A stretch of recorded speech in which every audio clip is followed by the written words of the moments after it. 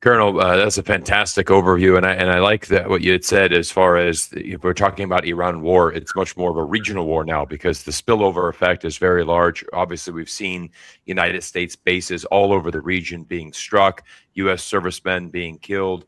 I mean, it's really turning to this point of, you know, where Donald Trump cannot control it anymore. And what my fear here is that Donald Trump is going to make a desperate move and probably try to escalate. I don't see him actually retreating, but do you see a scenario where, the United States actually puts boots on the ground, launches some type of ground invasion or uses other groups in the region to launch a proxy war similar to how we did in Ukraine? What are your thoughts on a potential escalation and a ground invasion from the United States at this point? Well, I wrote something that's on my Substack, and you're certainly free to go download that and post it on your site. And it says Trump's war to the last missile. And my point was to go through that and explain two things. First of all, the use of ground forces in the Gulf, whether you seize Clark Island or Abu Musa or any number of different islands, or you seize the port of Chabahar, these things do nothing for you. They change nothing. And you are at the mercy of all of these top attack weapon systems. In other words, when I say top attack, I mean top attack. Something comes in above you at very high speed or in the air from your flank, and you can't stop it.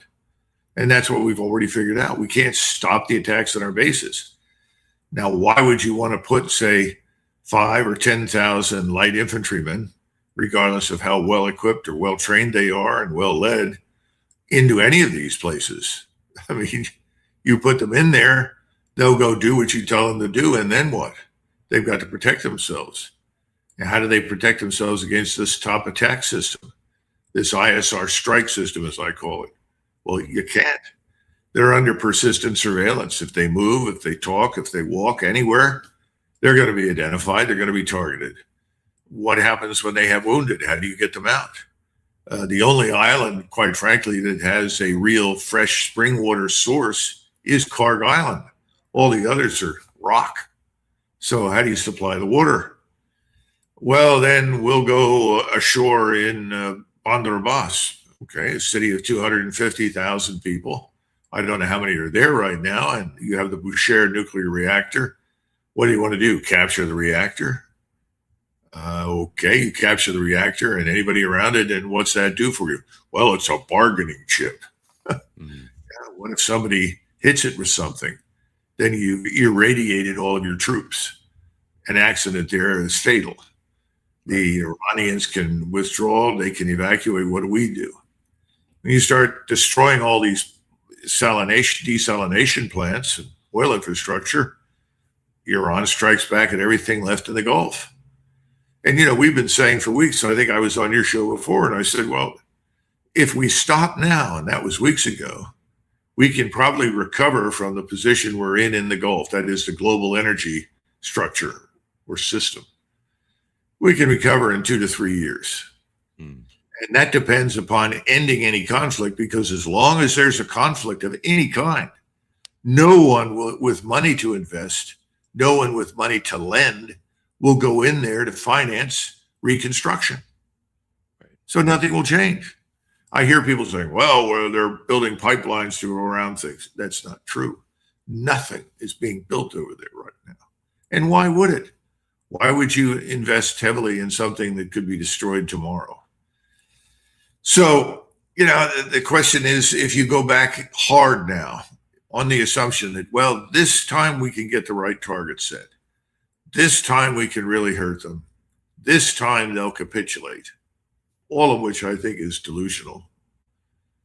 If you go back in now, it'll be a decade or more before anything recovers down there, which means that you've not only lost control of the Strait of Hormuz, which is something that is not only embarrassing, obviously, but it's something we can't reverse. And we have plenty of experience with it. I think I was on your show and I talked about the Dardanelles and what happened to the British and the Turks. And the Turks held the Dardanelles and the British couldn't dislodge them. They started out with 50,000 troops when they landed, the British. And 9 months later, they had 500,000. They couldn't do anything. They had to get them out. And they walked away, and they never tried again. And when the war ended, even though the Turks had been on the losing side, everybody made the decision to turn the Dardanelles over to the Turks on condition that we all abided by this thing called the Montreux Convention. And by the way, the Turks charge fees for movement through and so forth because they've got to maintain it. It's not cost free. You don't just sit there and all the channels remain open and nothing silts up and so forth. That's worked. Now we're upset that thanks to our attack, we can't control the strait. We're not going to get control of the strait. It would take 100,000 troops and you probably lose a large number of them and it wouldn't last. I mean, this was what they found out in the Dardanelles. So why not go back to the MOU? Well, that's because the MOU was a statement of fact. It provided for things we didn't like, but we lost the war. It was the intelligent thing to do when he signed it. And he understood that because he said, I've got to get the global energy complex up and running. Got to open this strait. That's more important. Yes, Mr. President, it's more important than you and anything else happening today on this planet for billions of people on this planet. What's he done? He's backed away. He's doubled down, made more damage. And I think he's predisposed right now to opt once again for force. He seems to like force. This is a personality that thinks, well, if you don't listen to me, I've got to hammer you into the dirt. And, you know, we've been through Roy Cohn's rules, right? These are the things that have defined Trump. But I don't see it working. And I see it being disastrous. And in the meantime, China has grown stronger and will continue to go stronger, not because we've started wars, but because they've stayed out of them. Correct. And that's the lesson. And that's something we Americans used to understand very well. And we've seemed to have forgotten it. That is the one thing about China is that over the last, 40 years, it's risen very peacefully. It does not involve itself in very many wars, and certainly spends a lot of its time, its resources, its energy on itself. And that's why we've seen a dramatic rise of China over the last 40 years. Colonel, I'd like to talk about Netanyahu and his visit to the United States. He's just flown into Washington, red carpet treatment, of course, with Donald Trump. Probably coming to see, the funeral for Lindsey Graham, who obviously was a very big fan of Netanyahu and the Israeli regime. But I'd like to get your thoughts on, this potential meeting and what do you think is going on behind the scenes with Netanyahu and Trump? What do you think that they're talking about? I mean, I can't imagine that both of them are happy at this point, 5 months into the war. Nothing has really gone either one of them their way. 92% of Israelis actually believe that the United States have lost the war, according to Israeli sources. So what do you think that this strategic meeting is going to accomplish, or what do you think that they're going to be discussing right now? It's all pure speculation. But we can start from certain, what I would call ironclad assumptions. Zelensky and Netanyahu, part of the same cabal, backed by most of the same Zionist billionaires who hate Russia, hate Iran, and would like to see both destroyed. So both of them have the same interest, and that is to keep the war going. Whatever you do, Mr. Trump, don't stop. Keep bombing, keep sending us money, keep sending us equipment and supplies, help us to fund more mercenary forces. This is Ukraine, and we will win. Just give us some more time and we'll pull this out and win. Of course, 50% of everything you give these people ends up in bank accounts and in Cyprus and God knows where else, because these people are terrible crooks and criminals. But sadly, it looks like President Trump was advised by his handlers who own him and others to go along with this. So I suppose we'll come out with some sort of plan to send X numbers of millions of dollars and more equipment. It's not going to make any difference. Ukraine's losing this war. The whole posture of Russian forces is changing, and Russia is moving now aggressively west. And Odessa is useless to the Ukrainians to support now. It should have been shut down a long time ago. And now Ukraine is a landlocked entity of no particular value to anybody.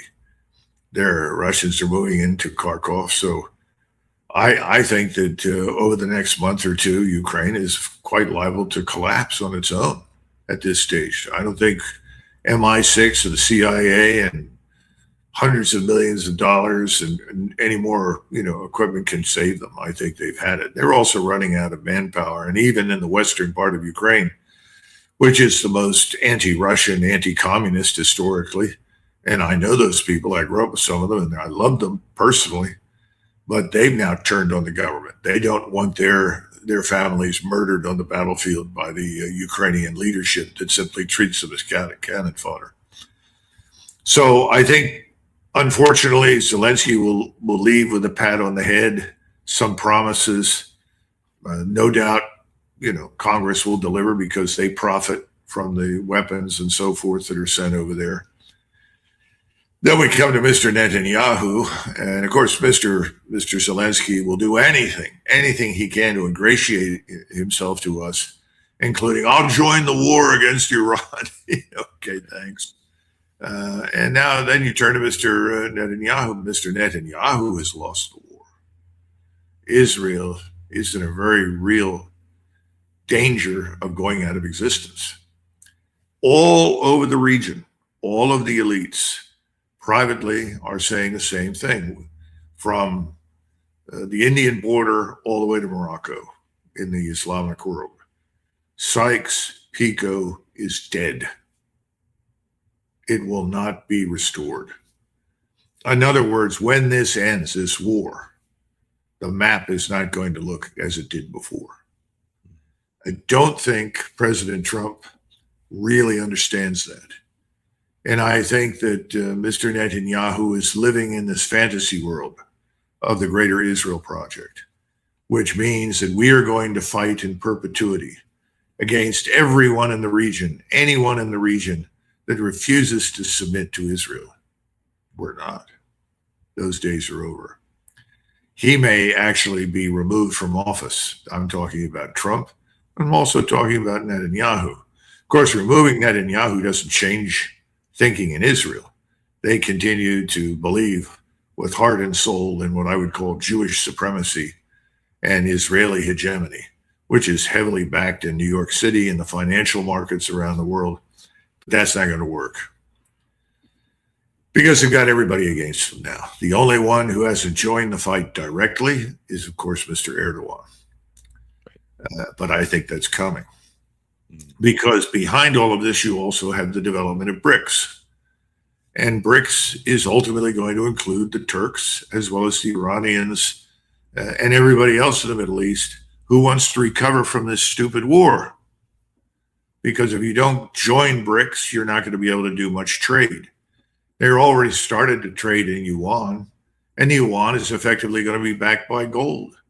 Where does that leave us? We're out.